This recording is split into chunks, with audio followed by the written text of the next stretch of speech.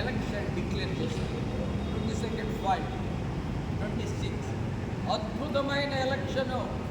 చరిత్రలో ఎక్కడ ఇలాంటి ఎన్నిక జరగలేదు.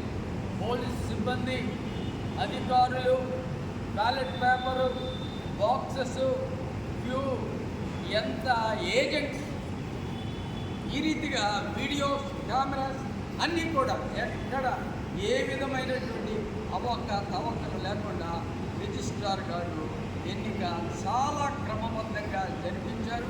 ఈ సంఘానికి ఆయన గొప్ప మేలు చేశారని వారి సిబ్బందిని మేము అభినందిస్తున్నాం. ఆ రాత్రే లెక్కించి కెమెరాస్ పెట్టి, ఏజెంట్స్ పెట్టి, మీడియా వాళ్ళు వచ్చారు. మీడియా వారు కూడా ఆయన ఇచ్చినటువంటి ఎన్నిక జరిగింది. ఈ రీతిగా వీళ్ళు ఎన్నికయ్యారు ఆయన చెప్పడం జరిగింది.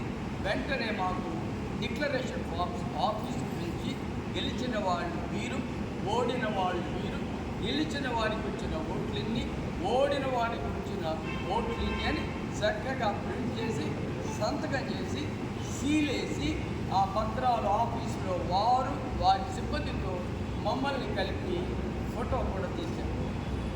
ఇది ఎన్నికలు జరిగిన తర్వాత ఎందుకు ఎన్నికలు జరిగిందంటే ఇక్కడ SROP 1 అని ఉంటుంది కేసు. మేము అని కొట్టుకుంటున్నారు కమిటీ వాళ్ళు. మీకెవరికి హక్కు లేదు, మేము అంటానికి లేదు. ఎందుకంటే దానిలో ఒక మాట వాడారు, సెల్ఫ్ స్టాండింగ్ కమిటీ. వాళ్ళకై వాళ్ళే చెప్పుకునే కమిటీ, కానీ ఈ కమిటీ నిజమైన కమిటీ కాదు అని నా నమ్మకం. ఎప్పుడు జడ్జి గారి ముందు ఆ మాట పెట్టడం జరిగిందో జడ్జి గారు వెంటనే సెల్ఫ్ స్టేయింగ్ కమిటీ వారు ఎన్నికట్టగలుగుతారు కనుక అన్నీ రద్దు చేసి JMB సంఘానికి రిజిస్ట్రార్ గారి చేత నిష్పక్షపాతంగా మెంబర్షిప్ ఎన్రోల్ చేసి బైలాస్ ప్రకారము ఎన్నికలు జరపండి అన్నారు. దాన్ని తూచా తప్పక రిజిస్ట్రార్ గారు సిబ్బంది చాలా కష్టపడి ఎన్నో అవమానాలకు భరించి ఎన్నిక చాలా బాగా జరిపారు. అందరూ ఎన్నికైనట్టుగా ప్రకటించారు. ఎన్నికైన వారే సంఘంలో ఉంటారు, ఎన్నికైన వారే పరిపాలన చేస్తారు. మేము అనేటటువంటి కథ ముగిసింది. మేము అంటానికి సెల్ఫ్ స్టైల్ కమిటీ అవకాశం లేదు కనుక వారు ఓడిపోయినట్టుగా కూడాను మనకి రికార్డ్స్ చెప్తున్నాయి. కనుక ఈ విషయాలను కూడా మీడియా వారు గ్రహించండి.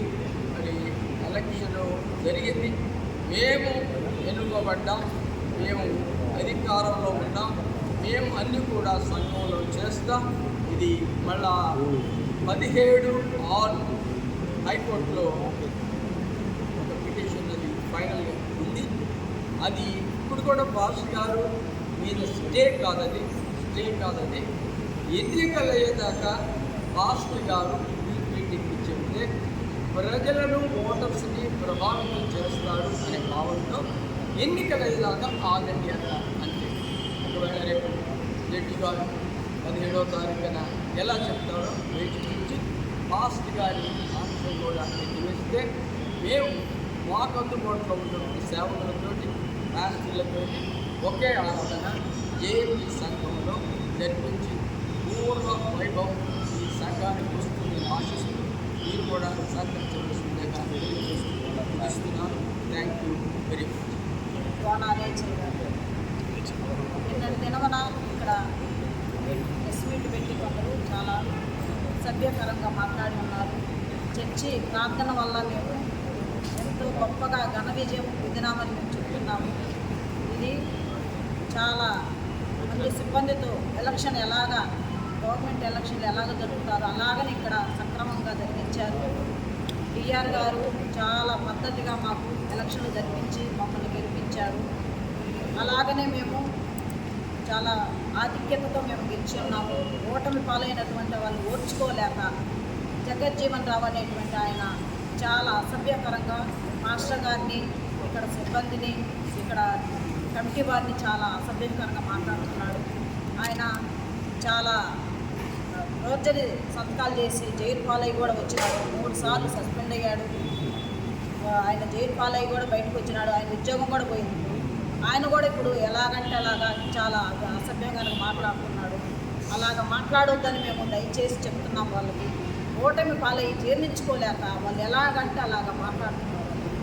వాళ్ళకి కొంచెము మాకు మా యందు దయవించి దేవుడు మాకు ఇలాగా చర్చిలో పెట్టుకోవాలని మాకు చాలా గొప్ప కార్యం జరిగించాడని మేము ప్రార్థించుకుంటున్నాం.